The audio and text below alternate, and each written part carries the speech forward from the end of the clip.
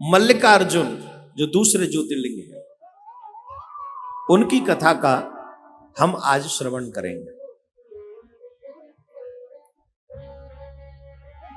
ये कर्नाटक में कृष्णा जिले में मल्लिकार्जुन ज्योतिर्लिंग के रूप में वहां पर महादेव शिव महादेवी के साथ विराजमान है। ज्योतिर्लिंग कृष्णा नदी के तट पर श्रीशैल पर्वत पर है। यहां पर भगवान अवतरित क्यों हुए, यहां पर भगवान प्रकट क्यों हुए, यहां पर भगवान के आने का कारण क्या है, ये पूरी कथा है। इस पूरी कथा को, अच्छा ये कथा पारिवारिक ही है। गणेश जी और कार्तिकेय जी बड़े हैं, गणेश जी छोटे हैं।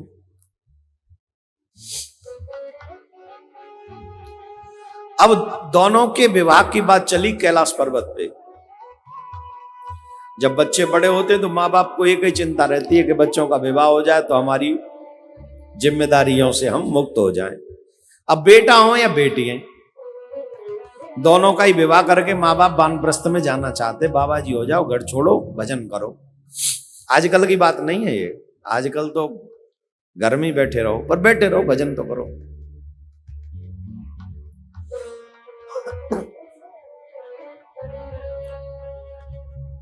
घर में चर्चा हुई विवाह किसका पहले हो, गणेश जी का कि कार्तिकेय जी का।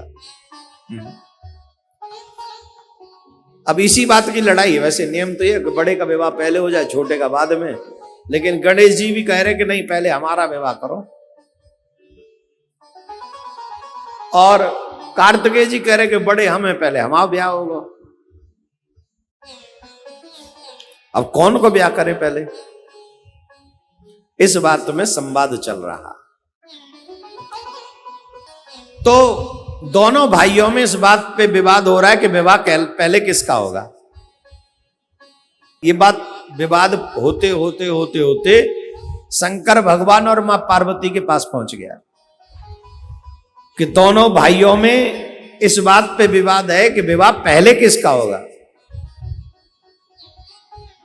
विवाह पहले किसका होगा, इस बात का विवाद है। बोल ठीक है। शंकर भगवान ने एक योजना बनाई। बोले भाई इस बात का पता कैसे लगेगा कि विवाह पहले किसका कराएं, तो शंकर भगवान ने एक योजना बनाई। शंकर भगवान ने कहा तुम दोनों जाओ और जो भाई पहले पृथ्वी की परिक्रमा करके आ जाएगा उसका विवाह पहले होगा।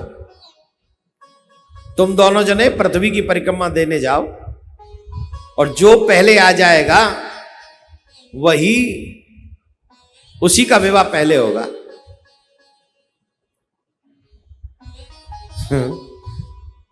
कुमार कार्तिकेय जी का वाहन है मोर और गणेश जी का वाहन है चूहा। अब कुमार कार्तिकेय तो हो गए खुश, बोले अब तो कंफर्म, मैच प्रारंभ होने से पहले डिसाइड हो गया कि हम ही जीतेंगे। कहां चूहा कहां मोर, मोर तो उड़ जाए और चूहा तो बेचारा चले तो जन कब पहुंचे, और चूहा को कहीं बिल दिख जाए तो कहते वहीं घुस जाए, लड्डू दिख जाए तो वहीं घुस जाए, चूहा तो चूहा। कार्तिकेय बोले मुझे स्वीकार है। गणेश जी बोले इनको तो स्वीकार होगा ही, सोचना तो हमको है, पर यही बात कंफर्म हुई कि जो पहले पृथ्वी की परिक्रमा करके आएगा उसी का विवाह पहले होगा। तो अपने अपने वाहनों में बैठ कर मोर पे बैठ के कार्तिकेय चले गए। गणेश जी ने चूहे को बुलाया, आओ चलो। तो चूहा बोला आप जानते हो पृथ्वी कितनी बड़ी है, बड़ी तो है पृथ्वी की परिक्रमा। बोले पृथ्वी की परिक्रमा आपके बड़े भैया 7 कर लें शायद हम तब तक भी न कर पाए। अरे ऐसे नहीं, फिर तो हमारा विवाह लेट हो जाएगा। बोले अब आप देखो, बुद्धि लड़ाओ, प्रयोग करो। बोले अच्छा चलो रुको। गणेश जी ने चिंतन किया। यहां पर बच्चों को बहुत आवश्यक ज्ञान देते गणेश जी। शास्त्रों में, पुराणों में पिता को आकाश कहा गया है। पिता कौन है? बोले आकाश। मां कौन है? पृथ्वी। आजकल जो बच्चे अपने मां बाप का अपमान करते हैं, उनको ये चीजें सीखनी चाहिए। आप जब अपनी मां का अपमान करते हो, तब आप पृथ्वी मां का अपमान करते हो। जब आप अपने पिता को इग्नोर करते हो, पिता की इंसल्ट करते हो, तब आप आकाश की इंसल्ट करते हो। और पृथ्वी के बिना और आकाश के बिना तुम्हारा जीवन अस्तित्व किसी काम का नहीं। समझ रहे हो? तो पृथ्वी मां है, आकाश पिता है। और पुराणों में यहां तक वर्णन मिलता है कि माता पिता ही बच्चे की सारी संसार है, सृष्टि है। बच्चों का जो सारा ब्रह्मांड है वो मां बाप ही है। अगर मां बाप की हम परिक्रमा कर लें तो पूरे ब्रह्मांड की परिक्रमा हमने कर ली। गणेश जी को ये पौराणिक वचन याद आए और गणेश जी ने उन पौराणिक वचनों का प्रयोग किया।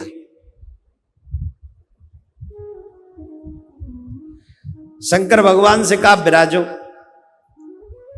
विराज गए। मां पार्वती से कहा आप भी विराजो।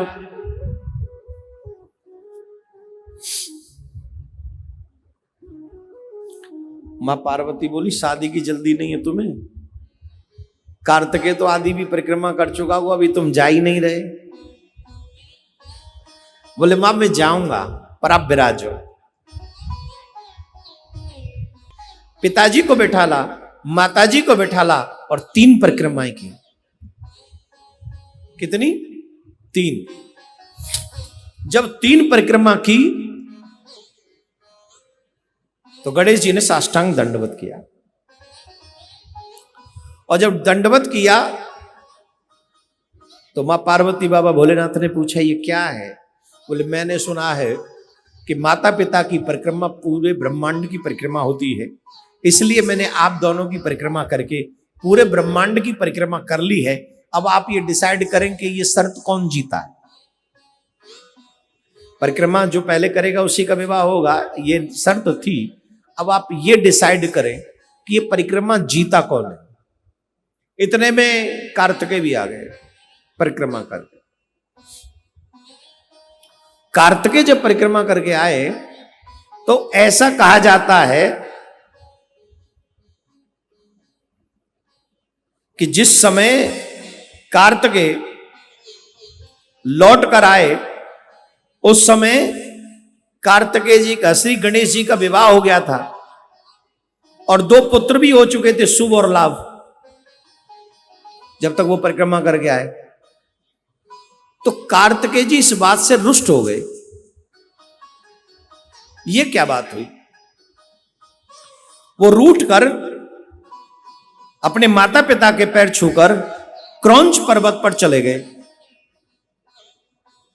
कि मैं तो आपकी आज्ञा का पालन करके परिक्रमा करके आया और आपने गणेश का विवाह पहले करा दिया। इस बात से कार्तिकेय जी रूठ गए। पुत्र रूठ जाए, पुत्र रूठ जाए, मां को अच्छा नहीं लगता। मां की ममता बार बार उसे याद करती है। जब कार्तिकेय रूठ कर क्रौंच पर्वत पर चले गए तो मां पार्वती को बहुत याद आती थी। कई बार ऋषियों को भेजा, जाओ उनको मना के लाओ, पर वो कार्तिकेय लौटकर नहीं आए थे। मां पार्वती बोली अगर कार्तिकेय नहीं आते हैं, पुत्र ही तो है, हमको चलना चाहिए, हम चलते हैं, हम उसके पास चले। तो शंकर भगवान और मां पार्वती, वो मल्लिका के रूप में और वो अर्जुन के रूप में वहां पर पहुंचे। कार्तिकेय जी को जब ये पता चला कि भगवान मेरे माता पिता यहां पर पधार रहे हैं, तो कार्तिकेय जी वहां से 3 योजन पर और दूर चले गए, श्रीशैल पर्वत पर चले गए वहां से, और भगवान भोलेनाथ उसी जगह पर मल्लिकार्जुन के रूप में विराजमान हो गए। शिव शंकर और मां पार्वती वही ज्योतिर्लिंग के रूप में बस गए। बोले मल्लिकार्जुन महादेव की जय।